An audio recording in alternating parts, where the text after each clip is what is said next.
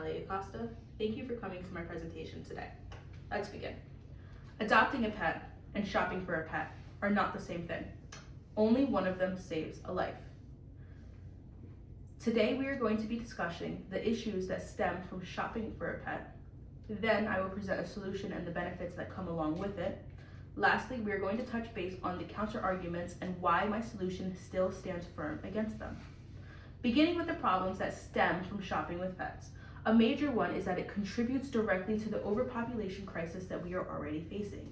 According to the World Animal Foundation, 5,766,000 animals were put into shelters last year in America alone.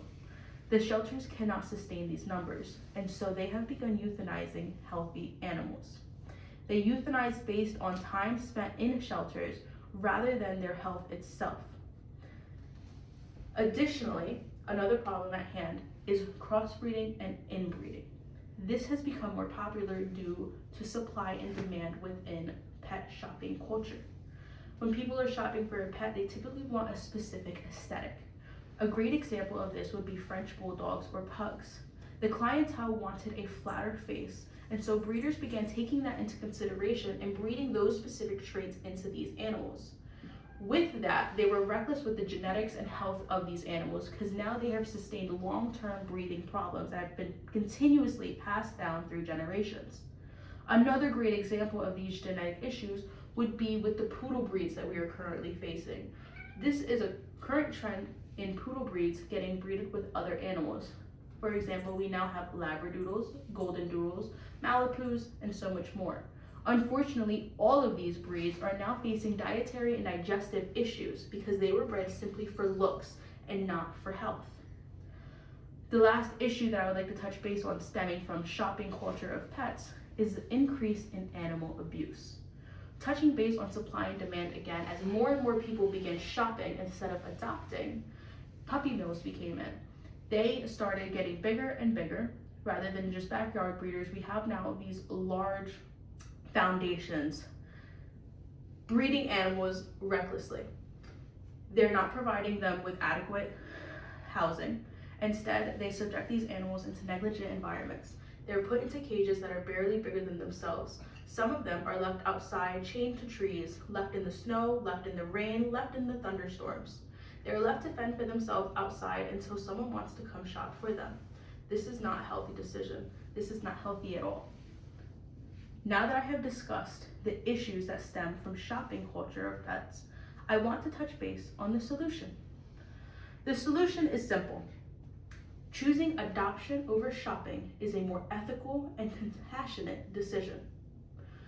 Adoption saves lives. When you go into an adoption center and you take an animal home with you, you might think you're only saving one life, but you're actually saving two. You're taking home that pet with you and you're creating a space for another one to have a safe and warm environment to sleep at night. You save two lives when you do adopting over shopping. Next, adoption saves money. When you adopt, there is an adoption fee, but this fee is typically much lower than breeding costs, and it also includes vaccination, microchips, spaying, or neutering. While you do pay an adoption fee, now you've saved money at the vet, and once again, the fee is much lower than what a breeding fee would be. Lastly, adoption just feels good. You get to go home knowing that you made a difference. Now to touch base on some counter arguments. Some people believe that backyard breeders are better than puppy mills. They address that puppy mills are a problem, but they still believe that those backyard breeders are a good option. And while they may not be as bad as puppy mills, they are still contributing to the overpopulation crisis as well as the health crisis that these animals are already facing. Just because it is a lesser of evil does not mean it is a good choice. I would still choose adoption over backyard breeding. Another common belief is that shelter animals are damaged. This is a very harmful belief to hold, and it's also very inaccurate. Realistically, most shelter animals had a family at one point. They typically acclimate quicker to new homes and family environments than new pets that have never had an owner. These pets just need a second chance. These pets were typically given up due to the owner's inability to continue caring for them. And this is not a reflection of the pet itself. The last counter argument I'd like to address is that some people believe they cannot find the specific breed they want or the pure breed that they want in in shelters. So they go to puppy farms. But the reality is that 5% of animals in shelters are actually purebreds. That is information from the National Animal Interest Alliance.